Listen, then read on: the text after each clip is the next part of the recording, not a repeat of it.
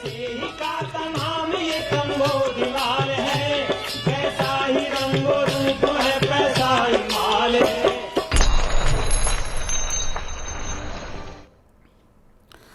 नमस्कार, मैं हूं शुभम शंकर। आप देख रहे हैं मनी 9। स्वागत है आपका मनी सेंट्रल में। मेरे साथ स्टूडियो में मनी 9 के एडिटर अंशुमान तिवारी जी आ गए हैं। सर, बहुत स्वागत है आपका भी।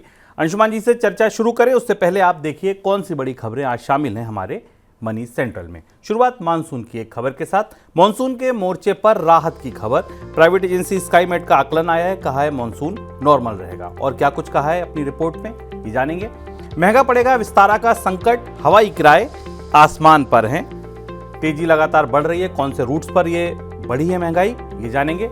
क्या आपके एचआरए का हिसाब सही है? इनकम टैक्स डिपार्टमेंट नोटिस भेज रहा है उन लोगों को जिनके हिसाब किताब में मिसमैच है। आगे क्या होगा, क्या कहा गया डिपार्टमेंट की तरफ से, ये जानेंगे।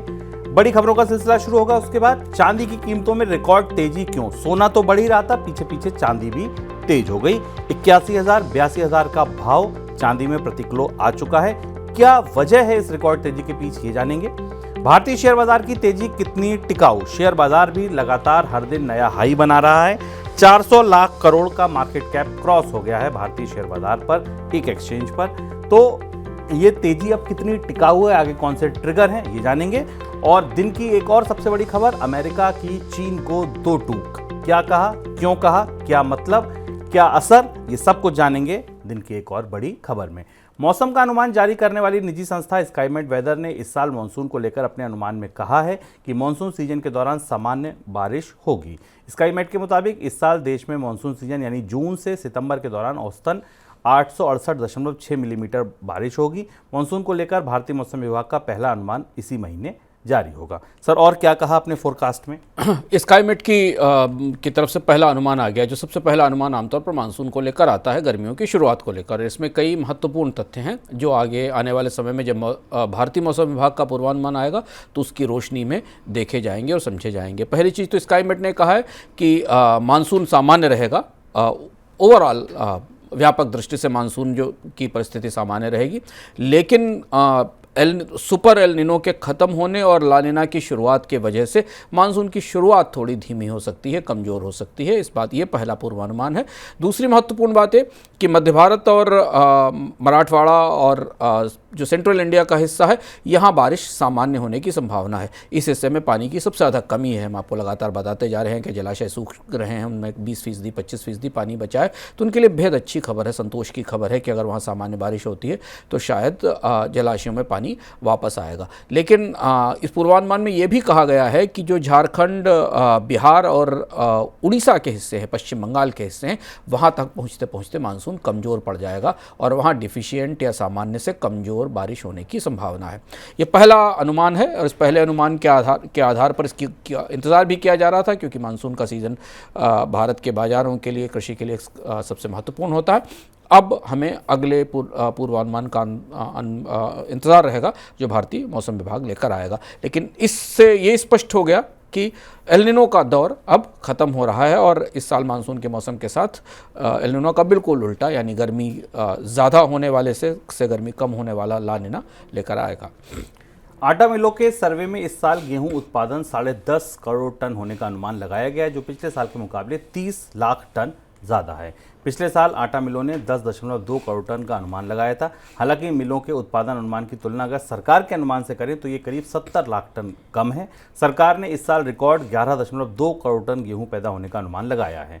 दूसरी तरफ सरकारी एजेंसियां किसानों से समर्थन मूल्य पर गेहूं की खरीद शुरू कर चुकी हैं।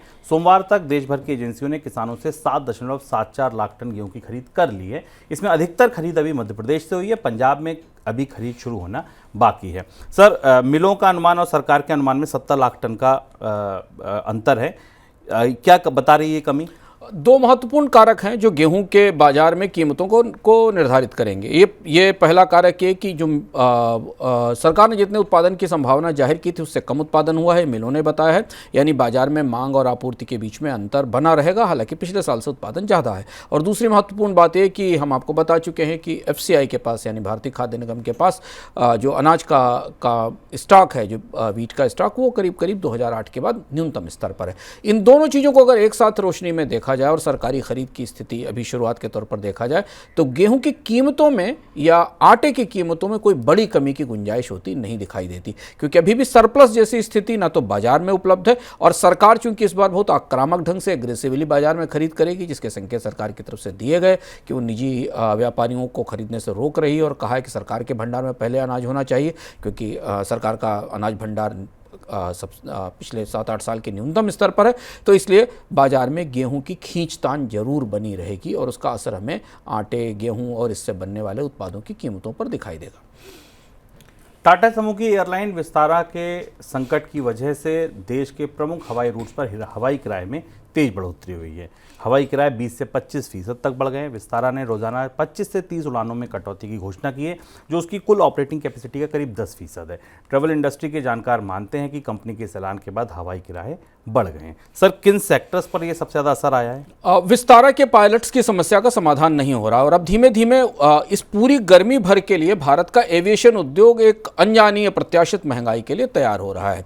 यह माना जा रहा है कि विस्तारा की उड़ानों में कटौती के कारण स्पाइस जेट की उड़ानें सीमित हैं। इंडिगो और जो उपलब्ध एयरलाइंस हैं वो कई सारे सेक्टर्स पर पर्याप्त आपूर्ति नहीं कर पाएंगी। दिल्ली गोवा, दिल्ली कोच्चि, दिल्ली जम्मू और दिल्ली श्रीनगर जैसे जो सेक्टर हैं, जैसे हमने आपको कल बताया भी था कि मेन रूट के बजाय जो ट्रंक रूट है उनके ऊपर किराए में ज़्यादा तेज बढ़ोतरी दिखाई देगी। यानी अगर आप दो छोटे शहरों के बीच में यात्रा करना चाहते हैं तो वहाँ किराए महंगे हो सकते हैं, क्योंकि आमतौर पर एयरलाइंस जो प्रमुख बिजी रूट हैं जो बिजनेस रूट्स हैं वहाँ ज़्यादा फ्लीट का इस्तेमाल करती हैं और पायलट्स का इस्तेमाल करती हैं। और अब अभी फ़िलहाल चूँकि पायलटों की समस्या का कोई सीधा समाधान नहीं दिख रहा है, तो विस्तारा भी इस समस्या को धीमे धीमे हल करते हुए शायद अगले 1 से 1.5 महीने में अपने उड़ानों की संख्या सामान्य करेगी।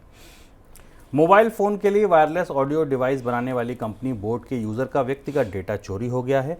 करीब 75 लाख बोट यूज़र का डेटा डार्क वेब पर बिक रहा है। यूज़र का नाम, पता, फ़ोन नंबर, ईमेल सब कुछ बेचा जा रहा है। सर, ये डेटा लीक कैसे हुआ? यह माना जा रहा है कि एक हैकर है जिसका नाम शॉपिफाई गाय है, उसने बोट के यूज़र्स के डेटा को हैक किया है और डार्क वेब पर बेचा है।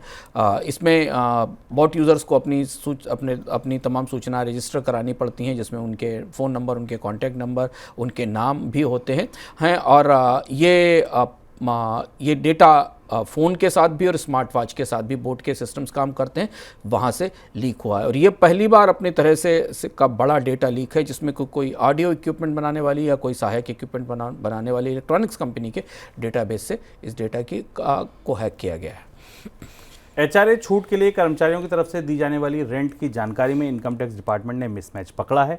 आईटी डिपार्टमेंट ने इसे लेकर टैक्स पेयर को एडवाइजरी जारी की है। Central board of direct taxes के मुताबिक एचआरए क्लेम में फर्जीवाड़ा करने वाले टैक्स पेयर के खिलाफ फिलहाल कोई बड़ा एक्शन तो नहीं लिया जाएगा, ना ही उन पर कोई जुर्माना लगाने की प्लानिंग है, बल्कि एचआरए क्लेम में गड़बड़ी करने वाले कर्मचारियों को गलती सुधारने का मौका दिया जाएगा। सर, किस तरीके के केसेस हैं ये?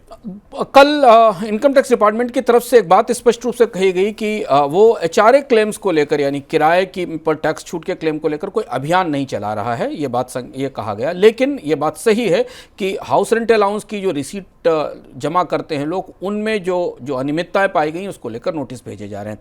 ज़्यादातर मामले 2020-21 के हैं शुभम, और उन 2020-21 के मामलों में माना गया है कि जो एम्प्लॉयज़ ने अपनी रेंट रिसीट दी थी, यानी जो किराए की रसीदें अपने दफ्तरों में दी थी, वो वास्तविक आंकड़ों से मैच नहीं करती हैं। यानी माना जा रहा था कि इसमें कई जगह गलत ढंग से इनकम टैक्स में छूट दी गई है मकान के किराए को दिखाकर। और इसे 2021 के मामले पकड़ने के बाद इनकम टैक्स डिपार्टमेंट ने बड़ी संख्या में लोगों को नोटिस भेजने शुरू किए हैं, लेकिन शायद इसे करेक्ट करने का मौका, इसे बदलने का मौका टैक्स पेयर्स को मिलेगा। आगे बढ़ते हैं दिन की सबसे बड़ी खबरों की तरफ।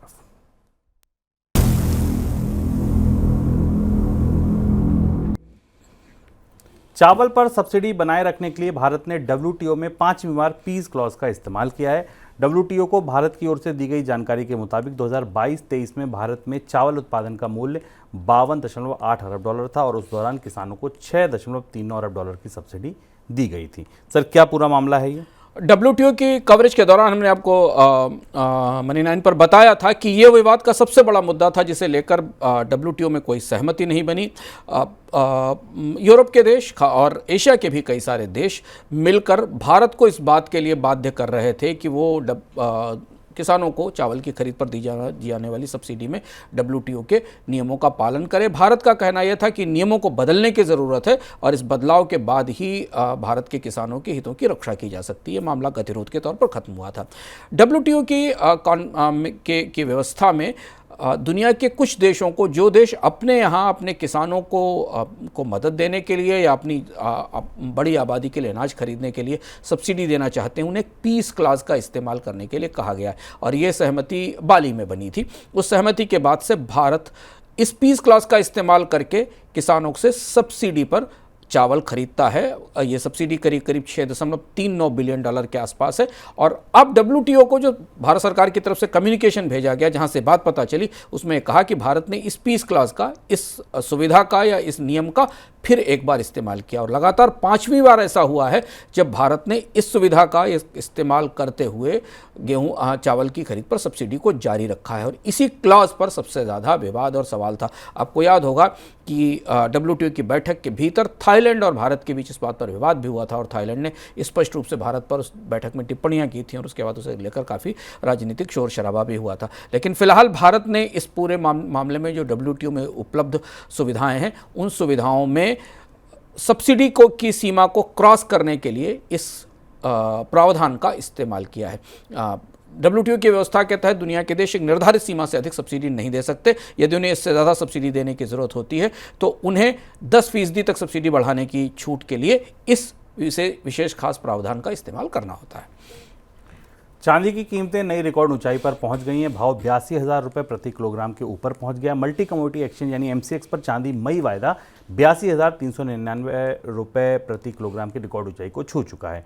जियोपॉलिटिकल टेंशन और अमेरिकी सेंट्रल बैंक के ब्याज दरों में कटौती की संभावना से कीमतों में उछाल दर्ज किया जा रहा है। सर, क्या वजह है और चांदी में इस तेजी की? चांदी आमतौर पर सोने में तेजी के बाद उसे फॉलो करती, तो एक तो बड़ी बढ़ोतरी सोने में रिकॉर्ड तेजी के कारण। अब सोना जब 70,000 रुपये के आसपास या $2,300 के आसपास पहुंच रहा है, तो जो दूसरी सहयोगी मेटल है जिसमें आमतौर पर चमक आती है, तो निवेश उसकी तरफ जा रहा है, लोग खरीद रहे हैं। इसके अलावा इलेक्ट्रॉनिक, सोलर एनर्जी और हेल्थ केयर सेक्टर में चांदी की जबरदस्त मांग रहती है और इन सेक्टर्स में नए सिरे से निवेश भी शुरू हुआ है। कोविड का असर खत्म हो रहा है, सोलर पैनल्स में निवेश हो रहा है, हेल्थ केयर के उत्पादों में निवेश हो रहा है, इलेक्ट्रॉनिक्स में हो रहा है।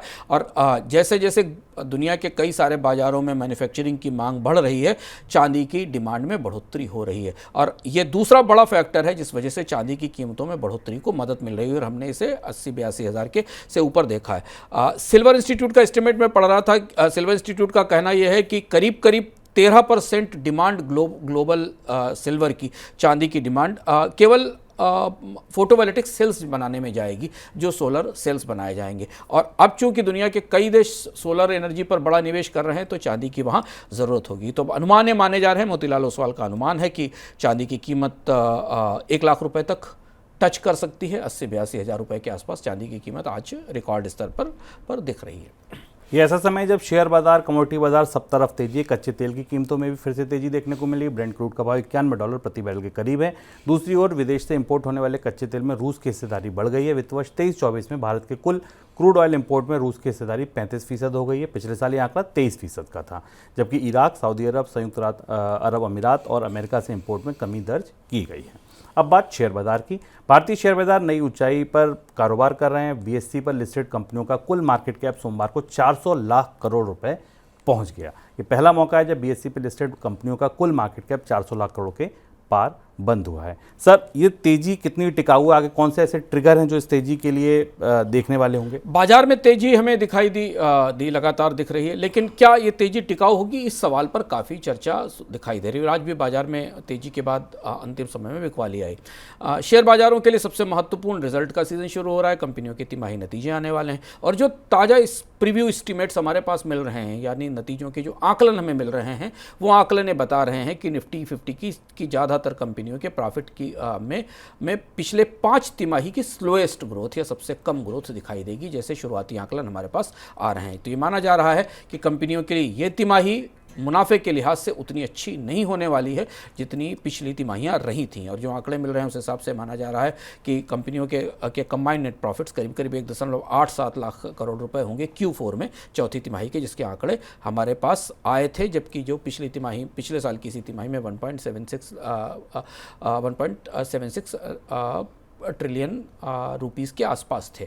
अब इस बढ़ोतरी में कमी या मुनाफे में कमी की जो संभावनाएं हमारे सामने दिख रही हैं, और खासतौर से क्रॉस द बोर्ड दिख रही हैं, सारी कंपनियों के क्षेत्र में दिख रही हैं, इसका असर हमें शेयर बाजार में आने वाले समय में तेज़ी पर दिखाई देगा। तो अगर आप बाजार में निवेश कर रहे हैं, इस तेज़ी का फ़ायदा उठा रहे हैं, तो थोड़ा सतर्क रहिए, क्योंकि कंपनियों के रेवेन्यूज़ और कंपनियों की अर्निंग्स दोनों पर दबाव दिख रहा है, और उसमें उसमें गिरावट की संभावनाएं दिख रही हैं। अमेरिका की ट्रेजरी सेक्रेटरी जेनेट येलेन ने साफ कहा है कि अमेरिका चीन से होने वाले अत्यधिक इंपोर्ट को मंजूरी नहीं देगा। जेनेट येलेन ने कहा कि चीन सरकार ईवी, बैटरी, सोलर पैनल और अन्य ग्रीन एनर्जी इंडस्ट्री को अत्यधिक सब्सिडी दे रही है। ऐसे में वहाँ घरेलू मांग की तुलना में बहुत अधिक मात्रा में उत्पादन हो रहा है। इन उत्पादों के बढ़ते निर्यात से अमेरिका सहित अन्य देशों के उद्योगों के लिए खतरा बढ़ रहा है। जेनेट येलेन ने चीन के बैंकों को भी चेतावनी देते हुए कहा कि अगर उन्होंने किसी भी तरह रूस सरकार या सेना की मदद की तो उन्हें प्रतिबंधों का सामना करना पड़ेगा। सर, इस बयान का क्या मतलब है जो उन्होंने इंपोर्ट को लेकर दिए हैं? खासा महत्वपूर्ण बयान है जेनेट येलेन का, और इससे दुनिया के कारोबार में व्यापार में जो एक बड़े बदलाव है उसका संकेत हमें मिल रहा है।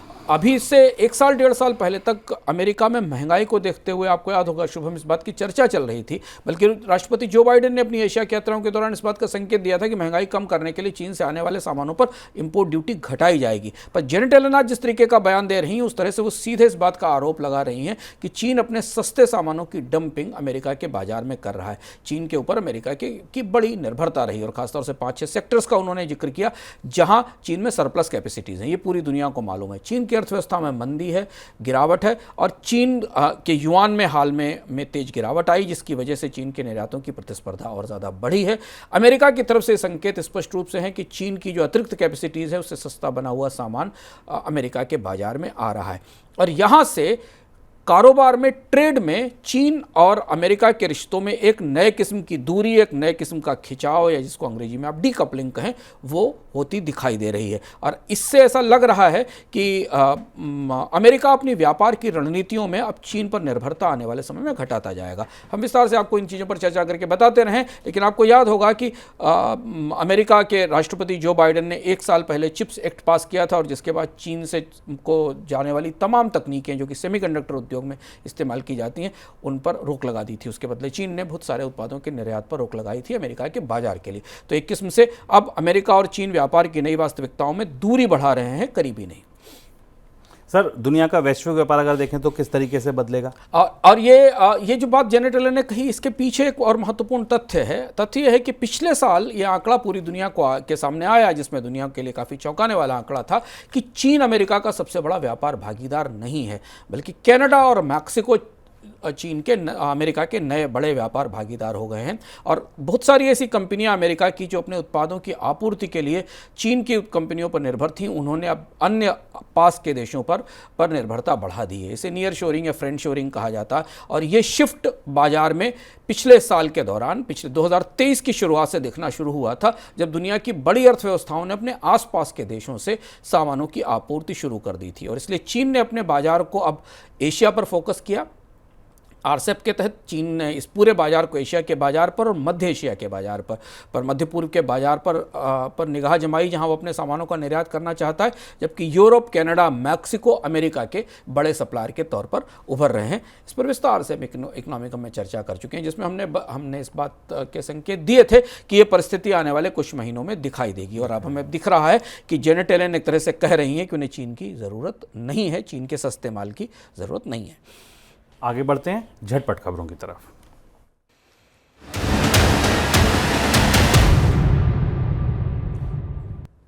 गैर जीवन बीमा कारोबार ग्रोथ में गिरावट देखने को मिली है। वित्त वर्ष 2023-24 में जनरल इंश्योरेंस कारोबार की ग्रोथ करीब 13% दर्ज की गई, जो वित्त वर्ष 22-23 की करीब 16% की दर से कम है। जनरल बीमा कारोबार की ग्रोथ घटने का प्रमुख कारण फसल बीमा में आई कमी को माना जा रहा है। बजाज फाइनेंस और श्रीराम फाइनेंस ने विभिन्न अवधि वाली फिक्स डिपॉजिट पर ब्याज दरों को बढ़ा दिया। बजाज फाइनेंस ने एफडी पर ब्याज दरों में 0.60% तक की बढ़ोतरी की है। श्रीराम फाइनेंस ने अपनी सभी एफडी की ब्याज दर में 5 से 20 बेसिस पॉइंट की बढ़ोतरी की है। कुछ लोग और संस्थाएं अनऑथराइज्ड फॉरेन एक्सचेंज प्लेटफॉर्म पर फंडिंग गतिविधियों के लिए बैंकिंग चैनल का इस्तेमाल कर रहे हैं, इसलिए आरबीआई गवर्नर शक्तिकांत दास ने बैंकों को ऐसे unauthorised foreign exchange trading platform के प्रति आगाह किया है। गवर्नर ने कहा है कि बैंकों को ऐसे मामलों में अत्यधिक सावधानी बरतने की ज़रूरत है। मार्च 2024 में देश में ऑटो कंपनियों की बिक्री के लिए बेहतर रहा। देश भर में गाड़ियों के कुल रजिस्ट्रेशन में बढ़ोतरी दर्ज की गई। फाडा के रिपोर्ट के मुताबिक मार्च 2024 में कुल 21,27,177 यूनिट गाड़ियों की बिक्री हुई है। इसमें 15,29,875 टू व्हीलर की बिक्री हुई है। वहीं 1,05,222 यूनिट तिपहिया वाहन बिके हैं। लेकिन पैसेंजर कॉमर्शियल गाड़ियों और ट्रैक्टर का रजिस्ट्रेशन घट गया है। मार्च 2024 में पैसेंजर व्हीकल की बिक्री में 6% की सालाना कमी आई है। सर, कोई टिप्पणी आपकी? बजाज फाइनेंस की तरफ से एफडी के रेट बढ़ने से आप एक बात बाजार में एक बड़ा संकेत ले सकते हैं, और जो आंकड़े अब हमें मिल रहे हैं कि भारत के बैंक इस समय बैंक और वित्तीय कंपनियां 20 साल के सबसे भयानक डिपॉजिट क्रंच से जूझ रही हैं। उनके क्रेडिट डिपॉजिट रेशियो अब करीब करीब 80 और 20 के आसपास पहुंच गए हैं। और इस स्थिति में 80% का जो क्रेडिट रेशियो है, क्रेडिट डिपॉजिट रेशियो है, वो बता रहा है कि बैंक्स के पास डिपॉजिट्स की गहरी कमी दिख रही है और उन्हें ऊंची ब्याज दरों पर एफडी पर ब्याज दरें बढ़ाकर डिपॉजिट जुटाने पड़ रहे हैं। क्योंकि हम अभी आपको बताते आए हैं कि अब निवेश के बाकी अवसरों में चमक है, चांदी, सोना और स्टॉक मार्केट में तेज़ी दिखाई दे रही है, इसलिए लोग अपनी बचतें बैंकों से निकालकर इन नए विकल्पों में इस्तेमाल कर रहे हैं। जबकि बैंकों के पास क्रेडिट की मांग ऊंची बनी हुई है, पर्सनल लोन और बाकी क्रेडिट्स की, और इसलिए बैंकों की बैलेंस शीट पर डिपॉजिट्स को लेकर खासा दबाव दिख रहा है। हम इस पर विस्तार से भी चर्चा करेंगे कल और समझने की कोशिश करेंगे कि बैंकों के आंकड़े क्या कहते हैं। तो ये था हमारा मनी सेंट्रल। कल फिर आएंगे नए संस्करण के साथ, तब तक के लिए दीजिए इजाज़त। नमस्कार। ऐसे ही का तमाम ये कम्बोज लाल